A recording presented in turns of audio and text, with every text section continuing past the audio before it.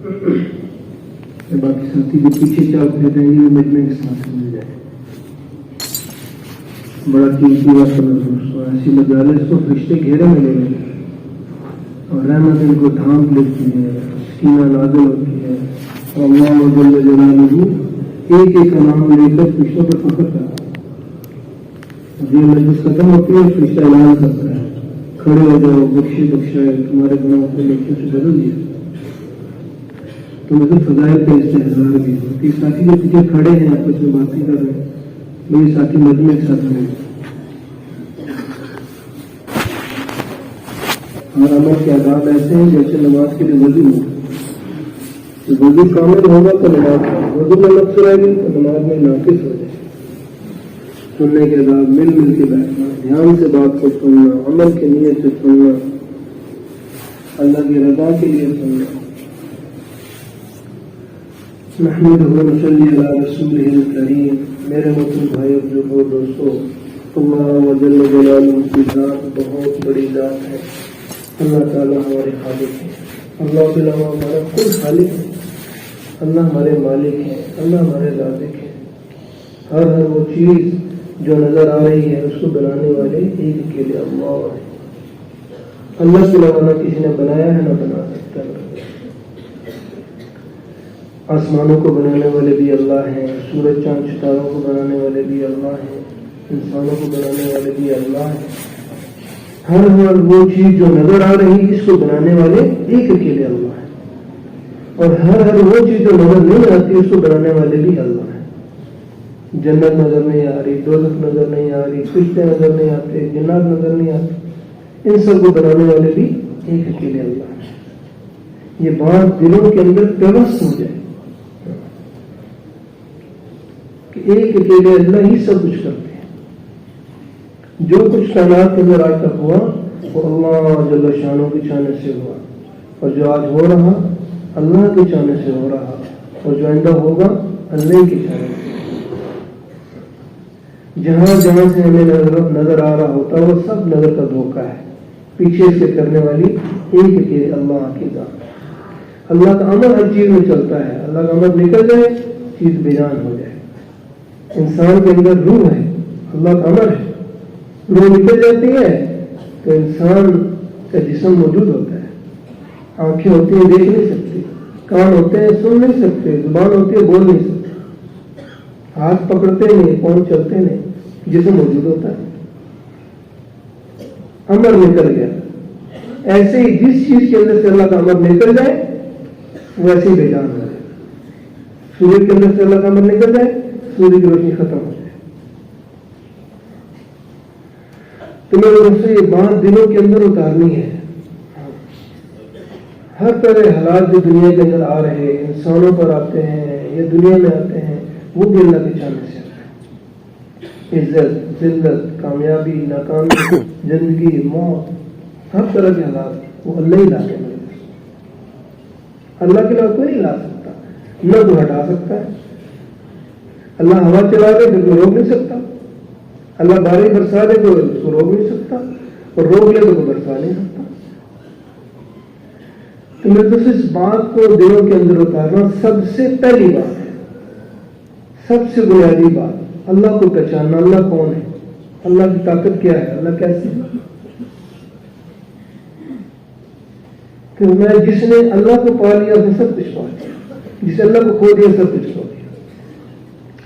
تو انبیاء علیہ الصلوۃ والسلام دنیا میں آ کر میرے دوستوں سب سے پہلی جو محنت کرتے تھے وہ یہ محنت ہوتی تھی, وہ اللہ کا تعارف کرواتے تھے. اے لوگوں, تمہارا اللہ کے علاوہ کوئی الہ نہیں, وہ اکیلا الہ ہے, وہ معبود اکیلا ہے, اس کے علاوہ کوئی معبود نہیں, اس کے علاوہ کوئی عبادت کے لائق نہیں, کوئی جھکنے کے لائق نہیں. وہی سب کچھ کرنے والا ہے, وہی مشکل کشا ہے, سب کو دیتا ہے, سب کو پالتا ہے. ہمارا رب ہے, پالنے والا ہے. اللہ جل جلالہ نے عالم ارواح میں ایک سوال پوچھا تھا, الست بربکم, ساری روحوں سے پوچھا گیا کیا میں تمہارا رب نہیں ہوں؟ تو سب نے بے اعتماد جواب دیا تھا, قالوا بلا, اللہ کیوں نہیں, آپ ہی ہمارے رب ہیں. تو فرمایا یہ اس لیے ہم نے دعائی لے دی کل جب تم قیامت کے دن مرنے کے بعد ہمارے پاس آؤ تو یہ نہ تو ہمیں پتہ نہیں تمہارا پالنے والا کون ہے. دنیا کے اندر اللہ نے بھیج دیا اور موقع دے دیا موت تک اپنا یقین درست کرو. پالنے والا اللہ ہے. ہماری دکان نہیں پالتی, ہمارا کاروبار نہیں پالتا, ہماری نوکری نہیں پالتی. پالنے والا اللہ ہے. موت تک اس یقین کو درست کرنا ہے. اور مرتے ہی قبر میں پہلا سوال یہ ہو, مرتے قبر میں پہلا سوال پھر وہی ہوگا جو عالم ارواح نے پوچھا, تمہارا رب کون ہے. اگر یقین ٹھیک بنا کر لے گئے پھر تو فوراً کہے گا میرا رب اللہ ہے. اور اگر یقین بگڑ گیا, دنیا کی چیزوں سے ہونے کو سمجھا, ان سے پڑھنے کو سمجھا, پھر نہیں کہہ سکے گا میرا. پھر کہے گا ہاں لا ادری, پتہ نہیں, میں نہیں جانتا میرا رب کون ہے. پہلا سوال قبر کے اندر. یہاں سے کامیابی اور ناکامی کا سلسلہ شروع ہو جائے گا. دنیا میں آنے والا ہر انسان, مرد ہو, عورت ہو, بڑا ہو, چھوٹا ہو, وہ کامیابی چاہتے ہیں, ناکامی کو نہیں چاہتا. دنیا میں ایک آدمی بھی ایسا نہیں ملے گا جو ناکامی چاہتا ہو. ہر آدمی کامیاب ہونا چاہتا ہے.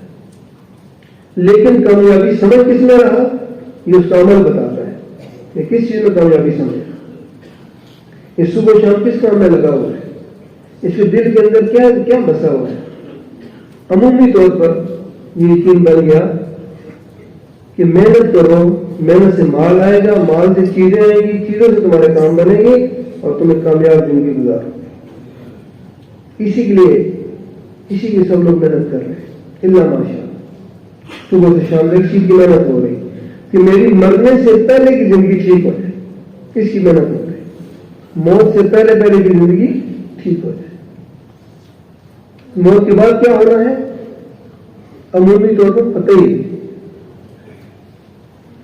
حالانکہ بتا دیا گیا قبر میں کیا ہوگا, حشر میں کیا ہوگا, پورے صراط میں کیا ہوگا, حساب کتاب کیسے ہوگا, جنت کیسی ہے, دوزخ کیسی ہے.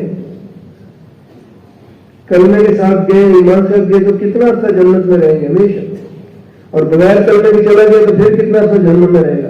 تو جنت میں کتنے عذاب ہیں سب بتا دیا گیا, لیکن اس کا یقین کمزور ہے. معلومات میں تو ہے بات کسی حد تک, لیکن یقین کمزور ہے. اتنا کمزور ہے کہ اس کے لیے عمل کا کھڑا نہیں کر سکتا. صحابہ کرام کا یقین بنا ہوا تھا, ان کی آپس میں باتیں ہی ہوتی تھی. حضور پاک صلی اللہ علیہ وسلم مسجد نبی میں تشریف لائے. ایک صحابی لیٹے ہوئے تھے, آپ نے ان کو اٹھایا, حارث رضی اللہ تعالیٰ عنہ. اے حارث کس حال میں صبح کی؟ یا رسول اللہ صلی اللہ علیہ وسلم میں نے اس حال میں صبح کی کہ میں پکے ایمان والا ہوں. اے حارث ہر بات کی دلیل ہوتی ہے, تمہارے اس بات کی کیا دلیل ہے؟ یا رسول اللہ صلی اللہ علیہ وسلم میں نے اپنے دل کو دنیا سے پھیر لیا, دنیا کی محبت دل سے نکل گئی. اب مجھے آخرت سے محبت ہے. دن کو بھوکا رہتا ہوں, روزہ رکھتا ہوں, رات کو اللہ کے سامنے کھڑا رہتا ہوں, عبادت کرتا ہوں. اور جنت والوں کی آپس کی ملاقاتوں کا منظر میری آنکھوں کے سامنے رہتا ہے. کیسے وہ ملتے ہوں گے, سلام کرتے ہوں گے, اور جہنم والوں کی آپس کی چیخو پکار لگ جگہ وہ بھی میری آنکھوں کے سامنے رہتا ہے. ہاں حارث بے شک تم نے دنیا سے دل کو پھیر لیا, اس کو مضبوط کرو. تو انہیں باتیں ہمیشہ نہیں ہوتی. اور ایسا یقین بن چکا تھا, صحابہ کہتے تھے ہمارے سامنے اگر جنت و دوزخ لا کر کھڑی کر دی جائے ہمارے ایمان میں ذرا برابر اضافہ نہ. ہم ایسا یقین لا چکے. ایک بار نبی صلی اللہ علیہ وسلم جنت کا تذکرہ فرما رہے, ایک صحابی کی چیخ نکلی فوت. ایک بار جہنم کا تذکرہ فرما رہے, ایک صحابی کی چیخ نکلی فوت. ہاں جہنم کے فوت نے اس کی جان لی, اس کے جنازے کا بندوبست. تو اتنی میرے دوستوں آخرت کے تذکرے ہوں کہ ہمارے دل کے اندر بات اتر جائے گی. اصل زندگی آخرت, دنیا اصل نہیں. اللہ تعالیٰ نے دنیا کی چیزوں کو ملنے کو کامیابی نہیں کہا, بلکہ ان کے قصے سنائے. وہ کیا کرتے تھے؟ مال والوں کے قصے بھی سنائے, حکومت والوں کے بھی سنائے. فرعون حکومت والا تھا, نمرود حکومت والا تھا, پوری دنیا کا بادشاہ تھا, لیکن دنیا کو اصل سمجھا, انبیاء کی بات کو ٹھکرایا, دونوں ہلاک کر دیے. قیامت تک لوگ اس واقعے کو پڑھیں گے, ان کے واقعات عبرت ہوگی. اگر بادشاہ میں کامیابی ہوتی تو یہ کامیاب ہو جاتے, سب سے بڑے ناکام چلے گئے. مال کے اندر کامیابی سمجھی جاتی ہے تو قارون کا واقعہ سنا ہے, کتنے مال والا تھا لیکن ناکام ہو کے چلا گیا, کیونکہ موسیٰ علیہ السلام سے دشمنی کی, بغاوت کی, مانا نہیں. قوم عاد بڑی طاقت والے, لمبے چلمبے, ان کا نعرہ تھا ہم سے طاقتور کون ہو سکتا ہے. درختوں کو پکڑ کھینچتے تھے, زمین سے باہر نکال دیتے, لیکن نبی کی بات کا انکار کیا, ان کو بھی ہلاک کر دیا گیا. قوم سمود نے بڑے بڑے گھر بنائے. آج بھی بڑے گھروں میں کامیابی سمجھی جاتی ہے, آدمی بڑا گھر بنا کے فخر محسوس کرتا ہے. تو انہوں نے ایسے گھر بنائے جو پہاڑوں کے اندر, باہر سے چھوٹا دروازہ, اندر محلات بنا لیتے تھے. کامیابی اس میں سمجھی. صالح علیہ السلام کی بات کا انکار کیا, اللہ نے فرشتہ بھیجا تو چیخ ماری, سب کو ہلاک کر دیا. بڑے بڑے گھر بنا لینا کوئی کامیابی کی دلیل نہیں ہے. قوم سبا کا قصہ سنا ہے, بڑے باغات والے تھے, ایسے باغات تھے کہ فرمایا کہ وہاں کوئی مکھی نہیں, کوئی مچھر نہیں ہو, وہاں کا موسم ایسا, باہر سے لوگ آتے تھے, بیمار ٹھیک ہو جاتا. میلوں دوسروں کے باغات کی خوشبو پہنچتی تھی. نبیوں کی بات کا انکار کیا, کئی نبی آئے ان کے, اللہ تعالیٰ ان کے ڈیموں کو توڑ دیا اور ان کو بھی ہلاک کر دیا, ان کے باغات بھی ختم کر دیا. قیامت تک لوگوں کو دیکھو زراعت کے اندر, باغات کے اندر, ان چیزوں میں کامیابی اللہ نے رکھی نہیں. قوم شعیب کا قصہ سنا ہے, تجارت, بڑی تجارت کرتے تھے لیکن بے ایمانی کرتے تھے, دینے کے ان کے پیمانے اور تھے, لینے کے اور. شعیب علیہ السلام نے بہت سمجھایا, سمجھے نہیں. اللہ نے فرشتہ بھیجا, اپنی چیخ مار کے سب کو ہلاک کر. تو یہ اللہ نے واقعہ کیوں سنا ہے؟ قرآن قصوں کی, کہانیوں کی کتاب تو نہیں, اور پرانی امتوں کے واقعات ہمیں کیوں اللہ سنا رہے ہیں؟ اللہ ہم بتانا چاہتے ہیں کہ ان لوگوں نے ایسے کیا تو ناکام ہو گئے. پھر دوسرا واقعہ بھی سنا. سلیمان علیہ السلام بھی بادشاہ تھے اور ان سے بڑے بادشاہ تھے. ان کی حکومت ہواؤں پہ بھی تھی, مخلوقات پہ بھی تھی, جنات پہ بھی تھی, لیکن ان کو حکومت دھوکے میں نہیں ڈالا. یوسف علیہ السلام مصر میں بادشاہ تھے, ان کو اسے دھوکے میں نہیں ڈالا. صحابہ میں کتنے بڑے بڑے تاجر, عبد الرحمان بن عوف رضی اللہ تعالیٰ کتنے بڑے تاجر, اور عثمان بن کتنے بڑے تاجر, لیکن اسماعیل کو دھوکے میں نہیں ڈالا, وہ کامیاب ہو کر دنیا سے گئے. تو بتایا کہ ان چیزوں میں نہ کامیابی ہے نہ ناکامی ہے. اگر یہ چیزیں آخر کے لیے استعمال ہوں, اللہ کے حکم کے مطابق ہوں, نبی اعظم طریقے کے مطابق ہوں, تو یہ چیزیں کامیابی دلائیں گی. اور اگر یہ اس کے خلاف استعمال ہوگی تو ناکامی ملے گی. تو چیزوں کا ہونا نہ ہونا فرق نہیں پڑتا, اصل تو عمل ہے. تو کامیابی کہاں کس کو؟ کامیابی میں جو اللہ کامیابی فرمایا اس کا مفہوم ہے جس کو جہنم کی آگ سے بچا لیا گیا, جنت میں داخل کر دیا گیا, یہ کامیاب ہو. اور اس کو کہا یہ بڑی کامیابی ہے, اور جو جہنم میں چلا گیا یہ بڑے خسارے میں چلا گیا. تو کامیابی اور ناکامی سے تعلق دنیا سے نہیں ہے, دنیا میں کچھ چیز مل گئی, کچھ چھین گئی, یہ کامیابی ناکامی کا معیار نہیں ہے. کامیابی ناکامی کا معیار کیا ہے؟ انسان ایمان سے دنیا سے چلا گیا تو یہ کامیاب ہوگا, جنت میں جائے. دنیا سے اللہ کو ناراض کر کے چلا گیا, بغیر ایمان بھی چلا گیا, یہ ناکام ہو, جنت میں چلا گیا. تو میرے دوستوں سارے نبی سے یہ باتیں سمجھاتے تھے, اور یہ دھوکہ موت پر کھل جاتا ہے. جب فرشتے لینے کے لیے آتے ہیں روح کو, اس کو دھوکہ کھل جاتا ہے.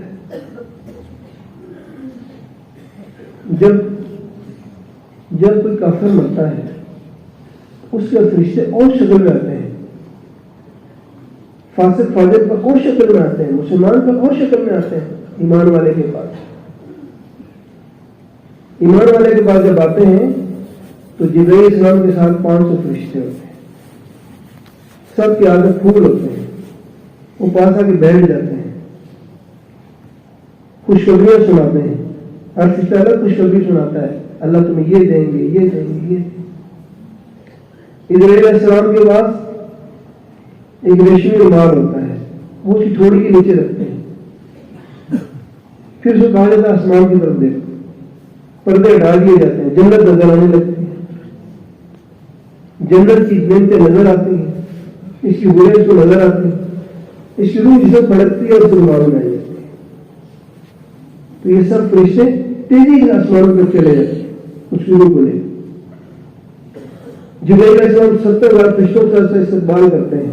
یہ روح اللہ کے ہاں سے دریز ہو جاتی ہیں. میں جاتا ہے اس کو علیین میں داخل کرو, نیک روح کے رہنے.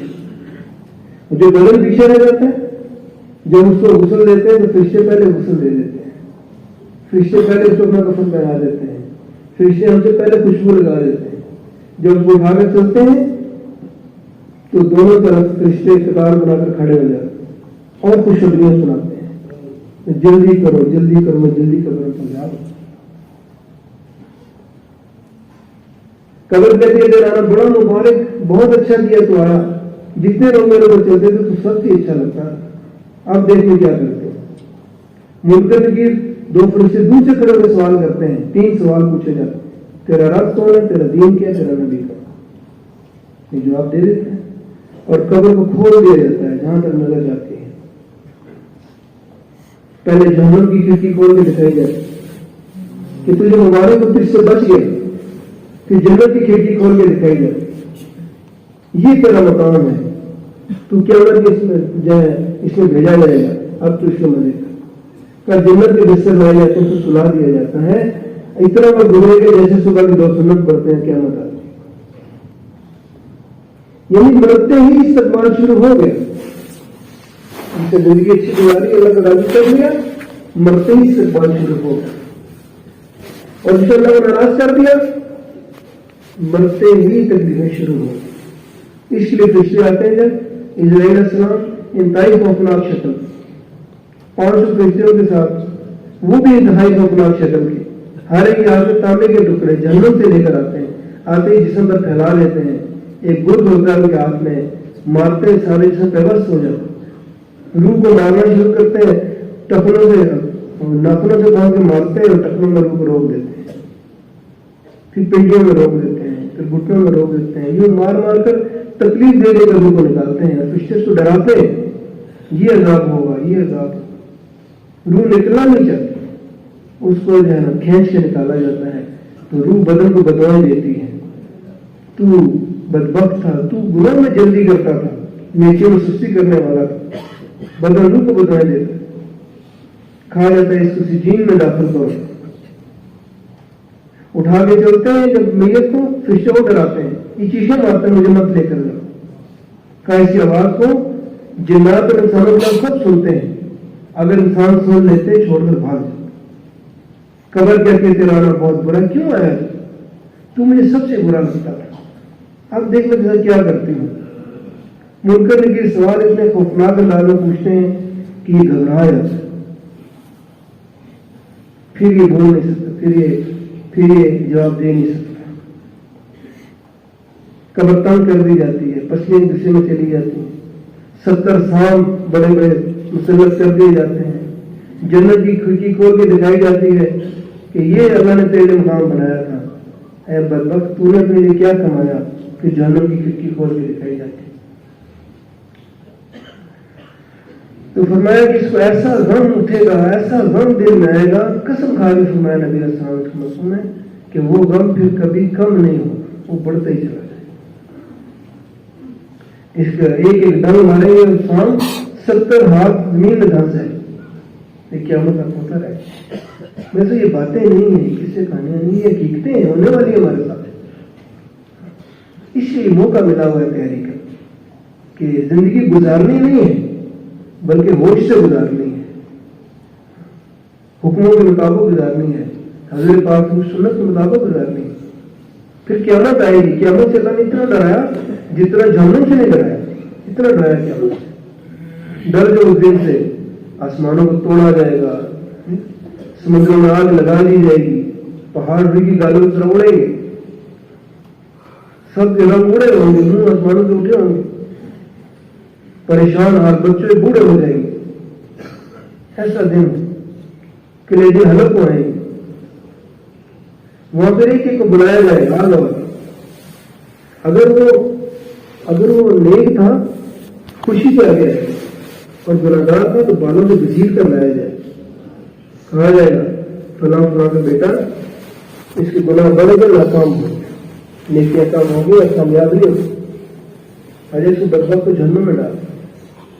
کہا آپ کا لباس پہنایا جائے گا, جہنم کی ٹوپی سر پہ رکھی جائے گی اور یہ جہنم میں پہنچ جائے گا. یہ ہے ناکامی کہ ساری دنیا کے انسانوں کے سامنے اعلان ہو رہا یہ شخص ناکام ہو گیا. یہ ذلت ہے. دنیا میں غریب ہو جانا, چیزوں کا چھین جانا, یہ کوئی بات نہیں ہے. دوسری طرح کا انسان جب اس کو بلایا جائے گا فلاں زعفران مجھ میں تیر کروائے, اعلان ہوگا فلاں فلاں کا بیٹا اس کی نیکیاں بڑھ گئی, گناہ کم ہو گئے, شہید ہو گیا, اب بدبخت نہیں ہوگا, ناکام نہیں ہوگا. ہم میرے بندے کو جنت میں داخل کر دو.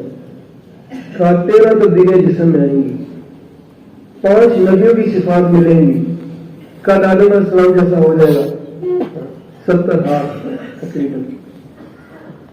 آواز داؤد علیہ السلام جیسی ملے گی, حسن یوسف علیہ السلام جیسا ملے گا, جوانی عیسیٰ علیہ السلام جیسی 30-32 سال کی, اور اخلاق نبی پاک صلی اللہ علیہ وسلم نے ملیں گے اور پھر جنت میں داخل کیا جائے. تو جنت ایسی اللہ نے خوبصورت بنائی کہ 40 سال تک سے دروازے کو دیکھتا رہ جائے. کھائے میرے بندے تو ادھر ہی کھو گیا, آگے چل. جنت کی سیر کرائی جائے گی, حیران ہوگا. ایسے محلات, ایک ہی سونے کی, ایک چاندی کی, دودھ کی نہریں, شہد کی نہریں, شراب طہورا کی اور ٹھنڈے میٹھے پانی کی نہریں. ایک جگہ حوروں کو دیکھے گا اور اللہ کی ہم کا نغمہ گاتے اس میں کھو جائے. پھر اللہ کو بلائیں گے اپنے دربار میں. میرے دوستوں, کئی قسم کے کھانے کھلائے جائیں گے, وہاں بھوک نہیں ہوگی, مزے کے لیے کھائیں گے. پھر اللہ داؤد علیہ السلام کو لگا, داؤد ان کو تورات ہے, ان کو زبور سنا. تو داؤد علیہ السلام پوچھیں گے اللہ وہ آواز جو دنیا میں دی تھی آج ہے کہاں, اس سے زیادہ سریلی. اب جب یہ زبور پڑھیں گے تو حوروں کے لفظوں کو بھول جائیں گے, سنتے رہیں گے کہ لفظ میں بندو اس سے اچھا سناؤں کہ اللہ وہ کیا ہے. اللہ تعالیٰ حضور پاک صلی اللہ علیہ وسلم کو بلائیں گے, اب ان کو قرآن سنائیں, سورہ یاسین پڑھیں گے حضور صلی اللہ علیہ وسلم, اس وقت ہو جائیں گے, سنتے ہی رہیں گے. پھر اللہ فرمائے میرے بندو ایسا کبھی سنا ہے اللہ, ایسا تو کبھی نہیں سنا, اس سے اچھا سنو. اللہ وہ کیا ہے. اب اللہ تمہیں خود سنائے گا. 70,000 نور کے پردے ہٹیں گے, اللہ جل جلالہ اپنے حسن و جمال کے سامنے آ جائیں گے اور پھر اللہ سنائیں گے, سورہ رحمان سنائیں گے. ایسی آواز ہوگی کہ ہمارا جنت بھی بدل میں آ جائے, دم بخود ہو جائیں گے, آنکھیں جھپک نہیں سکیں گے, سنتے ہی چلے جائیں گے. اللہ فرمائے میرے بندہ اب جاؤ اپنے گھروں کو کہ یہ اللہ بھی تو آپ کو دیکھنا شروع کیا تھا, ہم تو اور سننا چاہتے. میں جب تمہیں 8 لاکھ سال ہو گئے مجھے دیکھتے ہوئے, اللہ کا پہلا دیدار 8 لاکھ سال کا ہوگا, آپ جھپک نہیں سکیں. پھر فرمایا کہ میرے بندوں نے دنیا میں تمہیں 2 راستے دکھائے, ایک جنت کا راستہ عمل والا, پابندیوں والا, ایک منمانی کا راستہ جس کی انتہا جہنم پہ تھی, اور حکم دیا تھا مان کے چلو. تم نے میری مانی, پابندی اختیار کی, منمانی نہیں کی. آج تمہیں تمہاری چاہت دی جاتی ہے. آج جنت میں جو مانگو گے ملے گا, جو دل میں خواہش ہوگی پوری ہوگی. اللہ اپنی صفات میں صرف اس کو دے دیں گے, کن کی صرف, یہ جو کہے گا وہ ہو جائے. میں نے کہا کہ سونے کی چھڑیاں ہوں گی, نہروں کو جدھر اشارہ کریں گے تو وہ نہریں چلیں گی ان کے لیے. پھر ان کے لیے حوریں ہوں گی. میں سب سے چھوٹی جنت میں بھی 70 حوریں ہوں گی. میں آپ جنت میں چلے جاؤ, جوانی ہمیشہ کی, بڑھاپا نہیں آئے گا, خوشیاں ہمیشہ کی, کبھی غم نہیں دیکھو گے, زندگی ہمیشہ کی, کوئی موت نہیں آئے گی. اور جاؤ میں تم سے راضی ہوں گا. یہ سب سے بڑا انعام ہوگا. میں تم سے راضی ہو گیا، اب کبھی ناراض نہیں. میرے دوست کامیابی کی طرف نبی بلاتے تھے. یہ اصل کامیابی ہے، اس کے پیچھے لگ لو. اور یہ ہر آدمی لے سکتا ہے، ہر آدمی لے سکتا ہے، کیونکہ اس کا تعلق دنیا کی چیزوں سے نہیں ہے بلکہ ہمارے بدن کے ساتھ. یہ 5-6 فٹ کا بدن اگر اللہ کے حکموں کے مطابق پیارے نبی حضرت محمد صلی اللہ علیہ وسلم کے طریقوں کے مطابق استعمال ہو گیا، یہ کامیاب ہوتے. اگر یہ بدن اللہ کے حکموں کے خلاف استعمال ہوا، حضور کے سنت کے خلاف استعمال ہوا، تو آدمی ناکام ہو. تو یہ محنت تھی نبیوں کی کہ نبی دنیا کے اندر آ کر ایک ہی کوئی بات سمجھاتے تھے. ہمارے پیارے نبی صلی اللہ علیہ وسلم نے بھی ایسے ہی کیا. تو نبی دعوت دیتے تھے، نبیوں کے حالات آتے تھے، نبیوں کو آزمایا جاتا تھا، مشقتیں، تکلیفیں، مجاہدے. سب سے مجاہدے ہمارے نبی علیہ السلام نے اٹھائے. میں جتنا مجھے ڈرایا گیا، دھمکایا گیا اسلام کی، اتنا کسی کو ڈرایا نہیں گیا، نہ کسی کو دھمکایا نہیں گیا. ہر طرح کی تکلیفیں، لیکن آپ کے دل میں ایسی محبت اللہ نے ڈال دی امت کی کہ ایک دفعہ اللہ کو فرمانا پڑا، اے نبی جی اگر یہ لوگ ایمان نہیں لاتے آپ اپنے آپ کو ہلاک کر لیں گے. ہم تو آپ سے نہیں پوچھیں گے کیوں جہنم میں چلیں گے، ہم تو یہ پوچھیں گے ہمارا پیغام پہنچایا گا، آپ کی جگہ تو پیغام پہنچانا ہے. لیکن حضور کے دل میں اتنی شفقت، اتنی محبت، کیونکہ آپ تو دیکھ کر آئے تھے، آپ کو تو اللہ نے سب کچھ دکھایا تھا. معراج ہوئی، آپ نے سب کچھ دیکھا وہاں پہ، جنت بھی دیکھی، دوزخ بھی دیکھی، جنت کی نعمتیں بھی دیکھی اور جہنم کے عذابات بھی دیکھے. آپ کو تو پتا تھا جو کرنا پڑے گا جائے گا تو کیا ہونے والا ہے، یہ کیسی آگ میں جائے گا، یہ کیسے سانپ اور بچھو کو کاٹیں گے، آپ کو پتا تھا. اس لیے آپ تڑپتے تھے کیسے میرا امتی جہنم کی آگ سے بچے. تو میرے سے وہ مبارک محنت اللہ نے مجھے اور آپ کو دی ہے جو نبیوں کو دیتے تھے.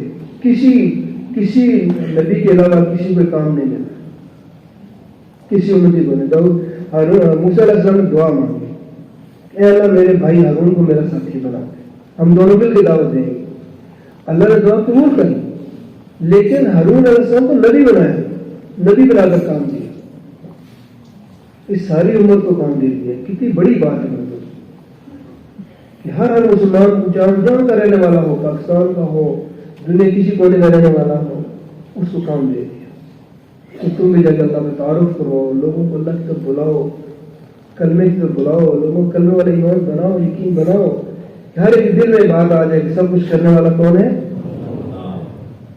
اللہ سے ہوتا ہے، اللہ کے غیر سے کچھ نہیں ہوتا. اللہ کا غیر اللہ کا محتاج ہے نفع دینے میں، نقصان پہنچانے میں، اور اللہ کسی کو محتاج ہے. یہ یقین لوگوں کا بناؤ.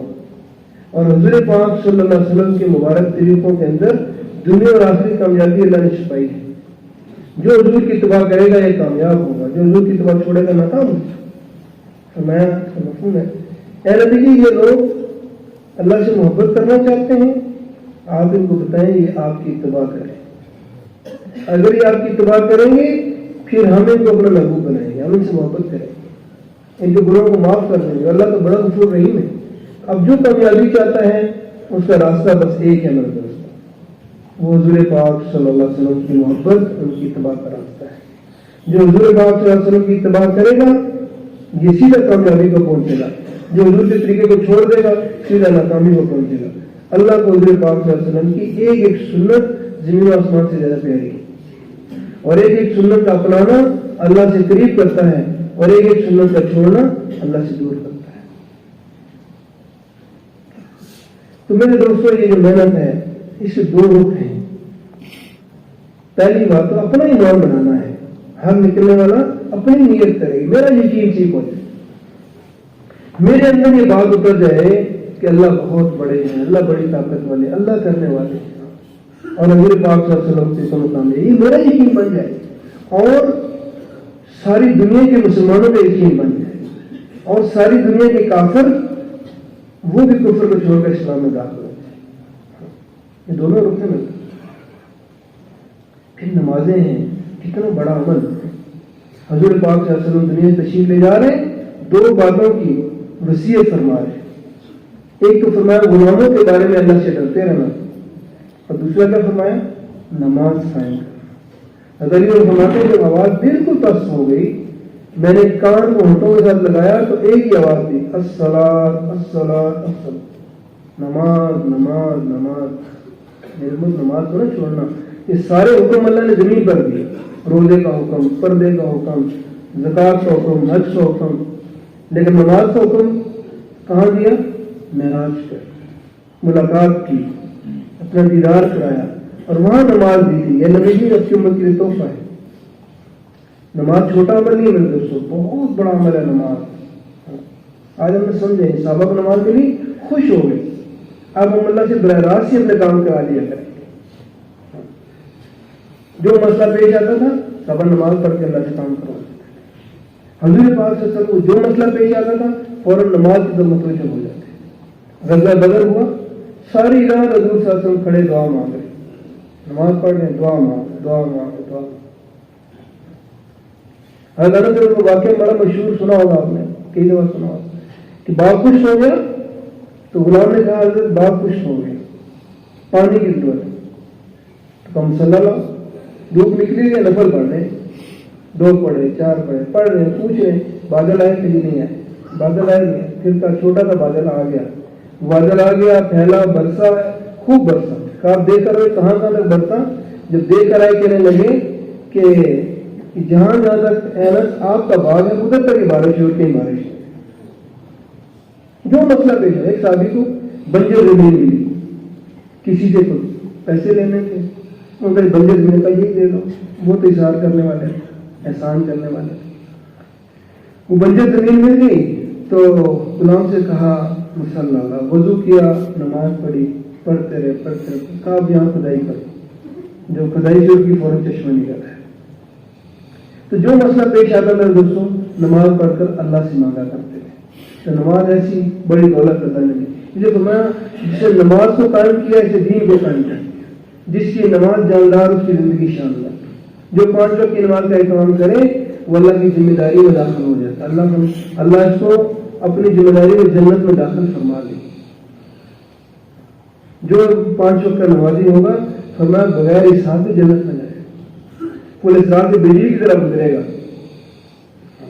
دنیا میں اس کی تنگی دور ہوگی، قبر میں عذاب نہیں ہوگا۔ بہت بڑا عمل ہے نماز کی طرف متوجہ کرنا۔ یہ کہ ہماری محنت ہے 100% لوگوں کو نمازی کرنا، کوئی بے نمازی نہ رہے۔ ایک بے نمازی بھی ہوگا تو سب کو فکر ہو جائے کہ یہ اس کا کیا بنے گا۔ ایک نماز چھوڑنے پہ کروڑوں سال آپ میں رہنا ہوگا۔ گھروں میں بے نمازی ہو، میں جہاں بے نمازی ہوں وہاں نفرت آتی ہے، جہاں نمازی ہوتے ہیں اللہ آئے ہوئے عذابوں کو ٹال دیتے ہیں۔ جہاں مسجدوں کا بات کرنے والے لوگ تو مسجد ہماری بھر جائیں، جیسے جمعے بھری ہوتی ہیں ایسے صبح کی نماز بھری ہوئی ہو۔ اسے فرمایا جس دن 50% لوگ نمازی ہو گئے اللہ تعالیٰ کافروں کی ترقی روک دیں گے، مسلمانوں کی تنزلی روک دیں گے۔ جس دن 51% ہو گئے اس دن مسلمانوں کی ترقی شروع ہو جائے گی، کافروں کی تنزلی شروع ہو جائے گی۔ تو بھائی اس کو بھی کام کا حصہ بنانا، کسی کو بے نمازی نہیں چھوڑتا۔ نمازوں کو بنانا بھی ہے، خالی پڑھنا نہیں ہے نماز کو، نمازوں کو بنانا، کیونکہ ڈھانچے سے کچھ نہیں ہوتا، شکل سے کچھ نہیں ہوتا، نقلی چیزوں سے کچھ نہیں ہوتا۔ نقلی شعر بدھ بنا کے کچھ بھی نہیں ہوگا، تصویر لگا کے کچھ بھی نہیں ہوگا، اصلی شعر آ جائے پورے شہر میں شور مچ۔ تو صحابہ کی نمازیں بنی ہوئی تھی، ہماری نمازیں بھی بنی ہوئی تھی۔ صحابہ کی نمازیں ایسی تھیں ان کو پتہ ہی نہیں چلتا خدا میں کیا ہو رہا ہے۔ ایک صحابی نماز پڑھ رہے، چھت سے سانپ گرا، بچوں کو لپٹ گیا، شور مچا، لوگوں نے سانپ کو مار دیا۔ نماز سے فارغ ہوئے تو اپنی اہلیہ سے پوچھا کہ شور کی آواز سی آئی تھی کیا تھا؟ اللہ بھلا کرے آپ بچے کو جان جا رہی تھی اور آپ کو پتہ ہی نہیں چلا۔ کہا اگر نماز میں دھیان ادھر چلا جاتا تو نماز کیا رہ جاتی۔ ایک صحابی 4 سال اللہ کے راستے میں رہنے کے بعد گھر آئے، عشاء کی نماز پڑھ کر گھر آئے تو بیوی نے کھانا تیار کیا، اپنے آپ کو بھی آراستہ کیا۔ کہا میں 2 نفل پڑھ لوں، اللہ کا شکر ادا کروں اللہ نے گھر پہنچا دیا۔ جی ضرور پڑھیے۔ 2 نفل پڑھنے شروع کیے، صبح ہی ہوئی۔ تو علی نے پوچھا کہ یہ کیا ہوا، یہ کیسی نماز تھی؟ کیا ابھی پیسے بعد آئے، کھانا بھی ٹھنڈا ہوا، آپ کھایا بھی نہیں، میں بھی انسان بیٹھی۔ کہا اللہ کی بندی جب میں نماز پڑھنی شروع کی تو جنت کی آیتیں جنت کو اللہ نے میرے سامنے کر دیا، مجھے پتہ ہی نہیں چلا میں کہاں ہوں۔ ایسی نماز پڑھتے ہیں۔ آج ہماری نماز میں تو بھولے ہوئے خیالات بھی واپس آ جاتے ہیں. اس لیے محنت کر مشق کرنی پڑے گی نفلوں کے اندر بار بار دھیان جمانے کی مشق تاکہ آدمی کے اللہ اکبر اور سلام پھیرنے تک کوئی دھیان نہ ہو بس نماز بھی دھیان ہو اللہ کا دھیان. ایسی نماز پڑھ کے جو مانگے گا اللہ سے دے. آدمی سوچے میری کتنی نمازیں ایسی ہیں میں نے اللہ اکبر کہا اور سلام پھیرنے تک میں پوری طرح اللہ کا متوجہ رہا. تو یہ تو مشق سے آئے گا مجھے ایسے نہیں آئے گا. پھر فرمایا کہ نمازوں کے اندر دھیان آئے گا ذکر کے ذریعے سے. اللہ کے ذکر میں پہلے دھیان جمانا پڑے گا. اللہ کے ذکر میں دھیان آئے گا پھر نمازوں میں دھیان آئے گا. اس میں دھیان نہیں ہے تو اس میں دھیان نہیں آئے گا. اور اگر نماز میں دھیان نہیں ہے پھر ساری زندگی میں دھیان اللہ کا نہیں ہوگا. عملوں میں اللہ کا دھیان نہیں ہوگا. جس کو نماز میں دھیان ہوگا وہ اس کو ساری زندگی بازار میں بھی اللہ کا دھیان ہوگا. تو ذکر کیسے کرے آپ؟ میں تنہائیوں میں بیٹھ جاؤ, جگہ کو متعین کرو, وقت کا تعین کرو, اور پھر قبلہ رخ بیٹھ کے باوضو ہو کے تیسرا کلمہ پڑھ رہا سبحان اللہ, اے اللہ تو پاک ہے, اے اللہ تو پاک, ساری پاکیاں تیرے ہی, الحمدللہ, اے اللہ ساری خوبیاں تیری ہیں, میرے اندر تو کوئی خوبی ہے ہی, لا الہ الا, اے اللہ تجھی سے جی کو لگانا ہے, تیری عبادت کرنی, تو ہی لائق ہے.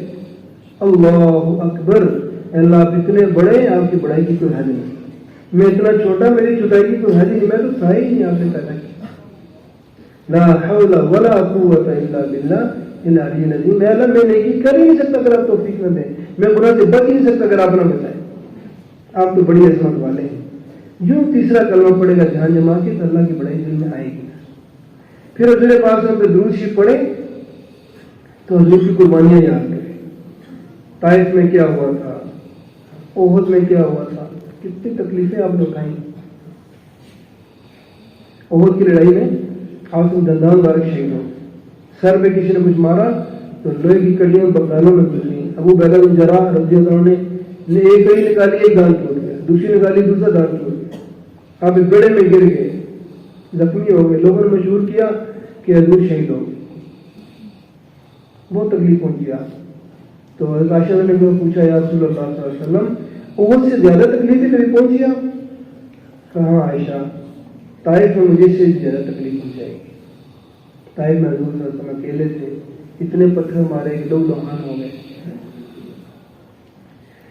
تو یہ قربانیاں یاد کر کے دوشی پڑے. حضور نے ہمارے لیے قربانیاں اٹھائی, ہمارے لیے اٹھائی. حضور کو پیش کیا گیا, ایک دن کے فاقے آ رہے ہیں اور پیش کیا گیا کہ وہ پہاڑ کو سونے کا بنا لیں, آپ ساتھ چلے. نہیں اللہ, میں تو چاہتا ہوں ایک دن بھوکا رہوں تو اللہ سے مانگوں, دوسرے ملے پھر اللہ کا شکر ادا کروں. وہ اختیاری تھے سارے مجاہد ہمارے لیے. دروشی پڑھے, یہ یقین ہو میں دروشی پڑھ رہا ہوں, فرشتہ اس کو لے کر حضور کی قبر میں پہنچاتا ہے, حضور پہ جواب بھی دیتے ہیں. ایک بار دروشی پڑھتے ہیں لگ 10 رحمتیں نازل ہوگی. 10 بار دروشی جو پڑھے گا فرمایا اس کے لیے حضور صلی اللہ علیہ وسلم کی شفاعت واجب ہوگی. جو 100 بار دروشی پڑھے گا روزانہ اس کے ماتھے پہ لکھا جاتا ہے نہ جہنمی ہوگا نہ منافق ہوگا. جو 1000 بار دروشی روزانہ پڑھے مرنے سے پہلے جنت کا اس گھر کو دکھایا جاتا ہے. ایسے دروشی پڑھے, حضور کی محبت یاد کریں.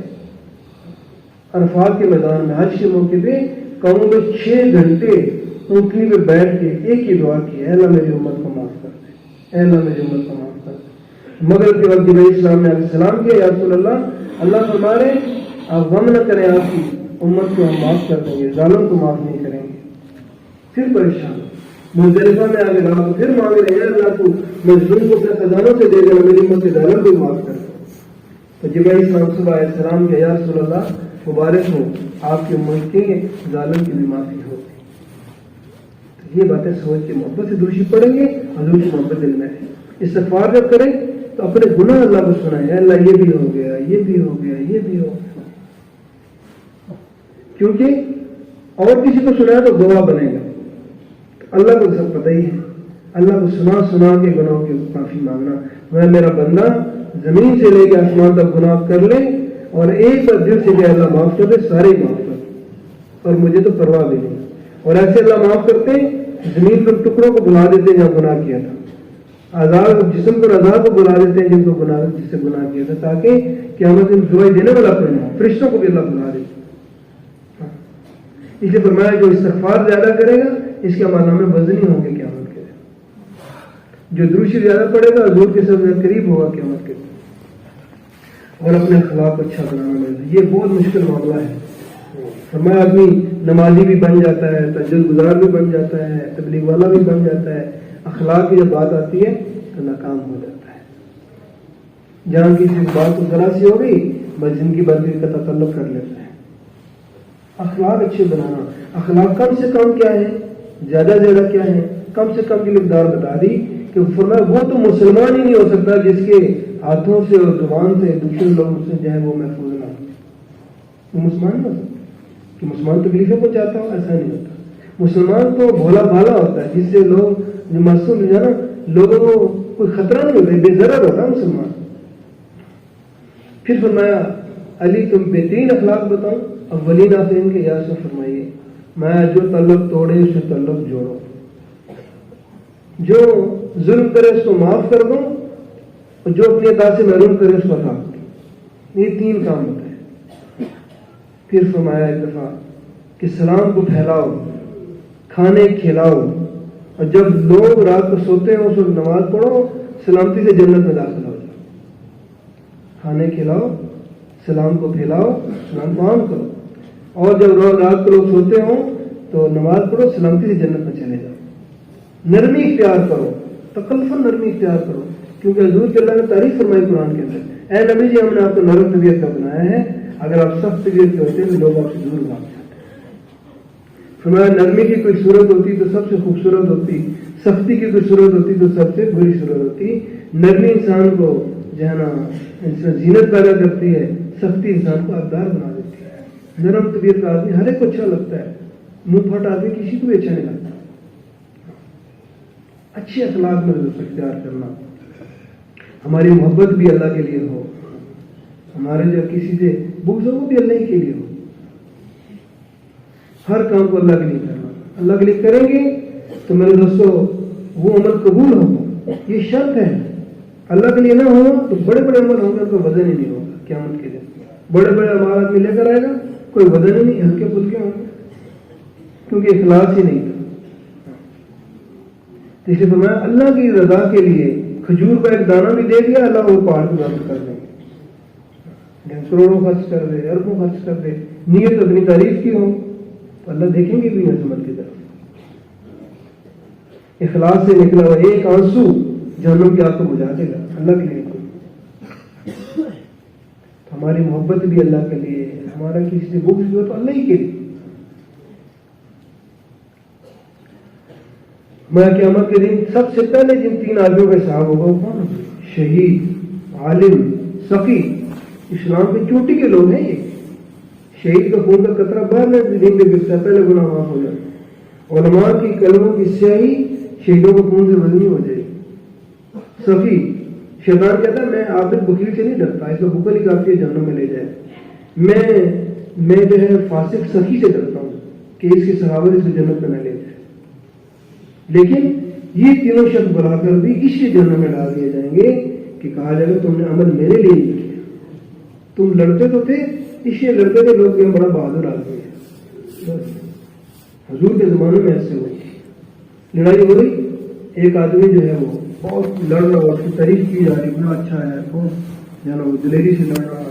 حضور سمجھ گئے تو اس کے جہنم میں دیکھا اور اس نے خودکشی کر دیا.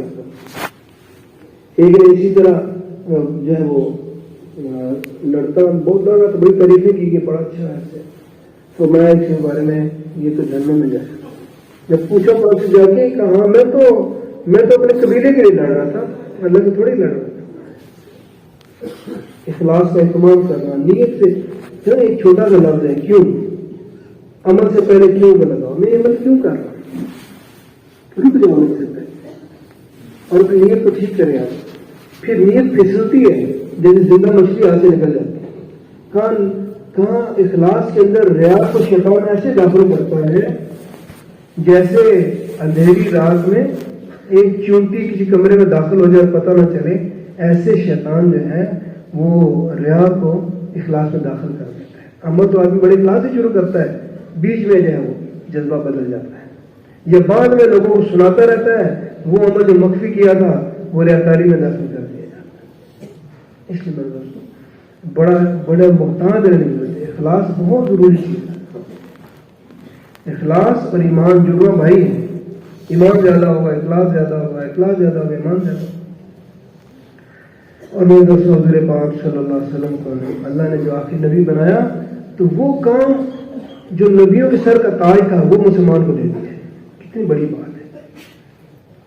انسان اپنے آپ کو دیکھے ہم ہیں کیا, ہماری حیثیت کیا, اور جب کہ اللہ کی بڑائی بیان کرنا, جب نبیوں کو یہ بات پتہ چلتی تھی وہ کہتے تھے اللہ امت ہمیں دے. اے داؤد, مفہوم عرض کر, اے داؤد ایک نبی آئیں گے تمہارے بعد, ان کا نام محمد رحمت ہوگا, وہ سچے اور سردار ہوں گے, مجھے کبھی ناراض نہیں کریں گے, میں ان سے کبھی ناراض نہیں ہوں گا. ان کی امت میری رحمت سے نوازی ہوئی امت ہوگی. ان کو ایسے نوافل دوں گا جو نبیوں کو دیتا ہوں, ان کو ایسے فرائض دوں گا جو نبیوں کو دیتا ہوں. میں کہ وہ ان پڑھ ہوں گے اور نبیوں والا کام کریں گے. یہ اللہ کیسے کریں گے؟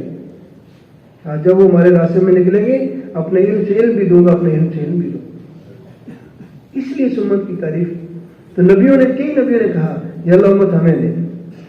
حیران ہوتے تھے کہ ہمارے پر بری آتی ہے, ہم تبلیغ کرتے ہیں, وہ کیسی امت ہوگی جس کا ایک آدمی ہر امت جو وہ لوگوں کو اللہ کے نبیوں کی طرف بلائے گا. کیسی امت ہو؟ یا اللہ امت ہمیں دیتا نہیں, وہ میرے حبیب کی امت ہے. عیسیٰ علیہ السلام کی دعا قبول ہوئی, آپ جب آئیں گے تو حضور کے امتی بن کر آئیں گے, حضور کا کلمہ پڑھیں گے لا الہ الا اللہ محمد رسول اللہ. تو بہت عظیم کام ملا میرے دوستوں, ہم اس کی قدر کریں گے. لیکن جاؤ ہمیں شکر ادا کرنا چاہیے ایسے زمانے میں پیدا ہوئے جب اللہ نے پھر سے کام عام کر دیا. آج اگر 200 سال پہلے دنیا میں آتے دیکھتے بھی نہ اس کام چلے جاتے. لیکن اس زمانے میں پیدا ہو جانا تو بہت اچھا ہے, لیکن اس کام کو مقصد بنانا اصل ہے. حضور پاک صلی اللہ علیہ وسلم جیسا دائی کوئی نہیں تھا, جیسی دعوت حضور دیتے تھے ایسا کوئی نہیں تھا. معجزات بھی دکھا رہے تھے, لیکن اسی زمانے میں ابو جہل بھی موجود تھا جو ایمان نہیں لایا. تو اس زمانے میں پیدا ہو جانے پہ شکر ادا کریں, اور اس پہ بھی شکر ادا کریں اللہ پاک نے اس راستے میں نکلنے کی توفیق دی, اس کے شرح صدر کر دیا. اب اس کو اللہ سے مانگنا, اپنا کو قبول کرو نا, موت تک میں اس میں لگا. مسئلہ یہ ہے اختتام بھی اس کے ساتھ ہو جائے, ایمان سے اختتام ہو جائے, موت تک لگے رہنا. ایسا نہ ہو کہ چلتے چلتے آدمی پھسل جائے. تو مانگتا ہی رہے, مانگتا رہے اللہ سے. میں سو دنیا کے اندر 8 ارب آبادی ہے اس وقت, 6 ارب غیر مسلم ہیں, 1.5-2 ارب مسلمان ہیں. یہ غیر مسلم ہمارے نبی کی امت ہے. امت 2 قسم کی ہے, ایک امت اجابت ہے, ایک امت دعوت ہے. امت اجابت وہ ہے جو اسلام قبول کر چکے, جس میں اور آپ شامل ہیں. امت دعوت وہ ہے جس تک کلمہ پہنچانا ہے. تو صحابہ نے تو اپنے زمانے میں کام کر دیا. ایک صحابی کلمہ پڑھتے ہی دائی ہوتا تھا, جو کلمہ پڑھتا دائی ہوتا تھا. سب سے پہلے حضور صلی اللہ علیہ وسلم دعوت دی اپنی اہلیہ حضرت خدیجہ رضی اللہ تعالیٰ عنہ. یا رسول اللہ آپ سب سے پہلے مجھے دعوت دیتے ہیں, میں سب سے پہلے ایمان لاتا ہوں. چلی گئی, پھر جا کے دعوت دینی شروع کی. حضرت عمر رضی اللہ بہن کی دعوت اسلام دے, حضرت عثمان رضی اللہ کی خالہ کی ان کی دعوت پر ایمان دے, جنہوں نے آگے حضرت عثمان کو دعوت دی. کلمہ پڑھتے ہی فوراً مغلے بن جاتے تھے. ابو بکر صدیق اور مردوں میں پہلے اسلام لانے والے, پہلے دن ہی 5 آدمی جب کلمہ پڑھا کر لے کر, دوسرے دن کے 4 اور کو لے کر آئے. کوئی نماز فرض نہیں تھی اس وقت, کوئی اور عمل تھا ہی نہیں. پہلے 12 سال تقریباً 12ویں سال میں غالباً معراج ہوئی تو حضور کو نماز ملی. اس سے پہلے کوئی اعمال میں سے عمل کوئی نہیں تھا, عبادات کوئی نہیں تھی, صرف دعوت چل رہی تھی. ہر صحابی دعوت دے رہا تھا, ان کو کہنا نہیں پڑتا تھا, کلمہ پڑھتے ان کو پتا تھا ہمیں دعوت دینی ہے.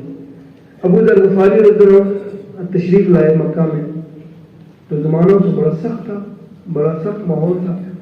3 دن تک حضرت علی رضی اللہ کی نہ مان رہے, تلاش کرتے رہے, پتہ نہیں چلا حضور کون ہے, پہچان نہیں سکے حضور. تیسرے دن پوچھا حضرت علی رضی اللہ کیا مقصد ہے, کہاں سے آئے ہو, کیوں آئے ہو؟ پھر کہا جی میں تو اس لیے آیا ہوں, میں نے سنا یہاں پہ نبی ہیں. کہاں ہیں؟ کل میں آپ کو ساتھ لے جاؤں گا. گئے اور جاتے جا کلمہ پڑھے. کلمہ پڑھتے ہی 3 دن تک چھپ رہے تھے, اور کلمہ پڑھتے ہی باہر نکلے اور جا خانہ کعبہ میں دعوت دینی شروع کر. لوگ ٹوٹ پڑے, اتنا مارا مرنے کے قریب ہو گئے. آپ کے حضور کے چچا حضرت عباس جو مسلمان نہیں ہوئے تھے وہ اوپر لیٹ گئے اور انہوں نے آگے چھوڑایا کہ بھئی یہ جو ہے جنا غفار قبیلے کا آدمی ہے اور تمہاری شام پہ تجارت ہے, اگر اس کو کچھ ہو گیا تو تمہاری تجارت بند ہو. دوسرے دن پھر ایسے ہی ہوا, تیسرے دن پھر ایسے ہی ہوا. کلمہ پڑھتے ہی دعوت دے. مدینہ میں 7 دن معاذ اپنے قبیلے کے سردار تھے. تو حضرت مصعب بن عمیر وہاں دعوت دیتے تھے, حضور نے ان کو بھیجا تھا وہاں پہ. تو آئے, آ کے بات سنی, مسلمان ہو گئے, فوراً واپس گئے, اپنے قبیلے والوں کو بلایا, مرد عورتیں سب باہر نکل گئے. پوچھا میں کیسا آدمی ہوں؟ کہا جی آپ سب سے اچھے ہیں, ہمارے سردار ہیں. تو میرے کو حرام ہے تمہارے مردوں عورتوں سے کلام کروں جب تک تم سب کلمہ پڑھ کے اسلام میں داخل نہ ہو. سب کے سب کلمہ پڑھ کے اسلام میں داخل ہو. تو جو صحابی کلمہ پڑھتا تھا فوراً جا کے دعوت دینی شروع کر. اس دعوت دینے نے ان کا ایمان ایسا بنا دیا کہ پھر ان کو جان سے مار دیا جاتا اور یہ کان کاٹے جاتے, ناک کاٹی جاتی, کچھ بھی ہوتا, دین کو نہیں چھوڑتے تھے. تو وہ محنت اللہ نے ہمیں دیا میرے دوست. ہم اس طرح کی کر نہیں سکتے, لیکن حشر انشاءاللہ انہیں کے ساتھ ہوگا. جو اس کام کو مقصد بنا کر کرے گا اسی کا حشر ہوگا انشاءاللہ. یہ محنت میرے دوستوں سیکھنے سے آتی ہے. کوئی بھی محنت ہے سیکھنے سے آتی ہے. اور یہ چلا لگانا, چارنا لگانا, یہ کوئی مقصودی چیز نہیں کہ سرٹیفکیٹ ملتا ہے کوئی آدمی نے سال لگا لیا, 2 سال لگا لیے. یہ تو اس کام پر آنے کے لیے ہمارے بڑے ہمیں اس کام پر لانا چاہتے ہیں کہ جب کہا جائے, جتنے وقت کے لیے کہا جائے, جہاں کہا جائے, جان مال کی پرواہ کیے بغیر انسان نکلے, ایسا بنانا. تو یہ ترتیب تو اس لیے اس پر آنے کے لیے اس طرح ہم کمزور تھا. صحابہ کا تو ایسے نہیں تھے کہ وہ وقت کے لیے نکلتے تھے, چلے کے لیے جا رہے, چلا لگا واپس آ جائیں, دل پورے کرنے کے لیے تو نہیں نکلتے. وہ تو کام کے لیے جاتے تھے, کام ہوا تو واپس آئیں گے, نہیں ہوا تو جان کے لیے جائیں گے. ویسے کرتے ہیں. آنا ہم نے بھی اسی کے اوپر ہے. ایک صحابی تھے عقبہ بن نافع رضی اللہ عنہ, یہ افریقہ میں گئے, ایک ملک میں گئے, دوسرے میں گئے, آگے سمندر آ گیا. سمندر آ گیا تو لوگوں نے کہا یہاں دنیا ختم ہو گئی, اس سمندر کے اوپر تو انسان نہیں رہتا. تو کہنے لگے اے اللہ تیری عزت کی قسم, گھوڑے کو پانی میں ڈالا, پھر کہا اے اللہ تیری عزت کی قسم, اگر مجھے پتہ چل جائے تو ہاں سمندر کے پار ایک آدمی بھی رہتا ہے میں تیرا کلمہ وہاں پہنچاؤں. لیکن لوگ کہتے ہیں تیری زمین ختم ہو. اس ملک میں ان کی قبر بنی. الجزائر سے کچھ لوگ آئے ہوئے تھے, ہم نے پوچھا بھائی ہم سنتے ہیں ایسا ہی ہے؟ ہم نے بالکل ایسا ہی ہے, اور ان کے نام پہ وہاں ایک شہر ہے عقبہ بن نافع کے نام پہ. تو ایک صحابی ملکوں میں چلے گئے, ملکوں کو پلٹ کر رکھ دیا. ابھی وقاص چین کے اندر دفن ہے. چند صحابہ انڈونیشیا میں گئے تو ان کی تجارت تو ضرورت کے لیے ہوتی تھی, اصل تو دعوت تھی. ان چند آدمیوں کی دعوت کے اوپر تجارت کو دیکھ کے پورا انڈونیشیا مسلمان. وہی کام اللہ نے دیا ہے میرے دوست, اسی کی طرح کریں گے پھر ہمارا حشر بھی انہیں کے ساتھ ہو. اگر ہم چاہتے ہیں ہمارا حشر صحابہ کے ساتھ ہو, اور کون نہیں چاہتا, تو انہیں کی طرح کام کرنا پڑے گا, کام کو مقصد بنانا پڑے گا. سارے نیت کرتے ہیں انشاءاللہ اس کی. اب اس کے لیے فرمایا میرے دوستوں, اب اس قاضے ہیں انشاءاللہ ساتھی جیسا جم کے بات سنی ہے, تھوڑی دیر اور بیٹھے ہیں انشاءاللہ تشکیل تک, پھر انشاءاللہ فرشتہ اعلان کرے گا جب جہاں سے کہا جائے. ہاں جی, چلے کی پوری جماعت اللہ قبول فرمائے. اندرون سال کے لیے بھی فرمائے, ہر سال 4 میں بھائی کاشف صاحب اللہ قبول فرمائے. جو نام لکھوا رہے ہو کھڑے ہو, باقی تشریف رکھیں ماشاءاللہ. محمد شہید صاحب 4 مہینے اللہ قبول فرمائے. جی